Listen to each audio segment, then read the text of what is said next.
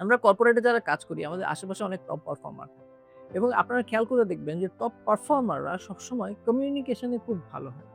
So কিভাবে তারা কমিউনিকেশনে ভালো হয় এবং কি জিনিস তারা ফলো করেন তাদের কমিউনিকেশন? খেয়াল রাখবেন যে তারা তাদের কমিউনিকেশনে প্রথমত তারা যে অবজেক্টিভ নিয়ে কমিউনিকেশনটা করছে সেই অবজেক্টিভটা তারা ক্লিয়ারলি আর্টিকুলেট করতে পারে।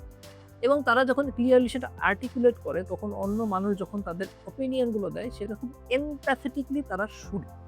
সো তারা লিসেনিং এ খুব ভালো হয় এবং তারা তাদের অবজেক্টিভটাকে খুব ভালোভাবে ক্লিয়ারলি আর্টিকুলেট করতে পারে। দ্বিতীয়ত তারা যখন তাদের অবজেক্টিভটা ক্লিয়ারলি আর্টিকুলেট করে তারা স্টোরি টেলিং এ খুব ভালো হয়।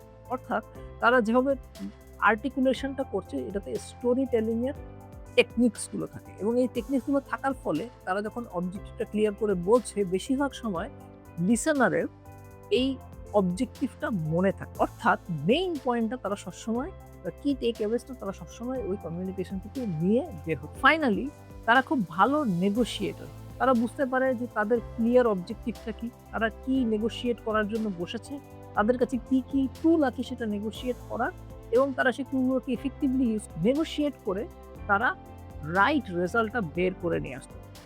এই ৩ টা কাজ যদি আমরা নিজেরাও কন্টিনিউয়াসলি প্র্যাকটিস করতে পারি, তাহলে আমরাও টপ পারফর্মারদের মতো কমিউনিকেট করতে পারব। যদি এই ভিডিওটি আপনি আপনার কাজে লাগাতে চান, সেভ করে রাখুন, পরে কাজে লাগান।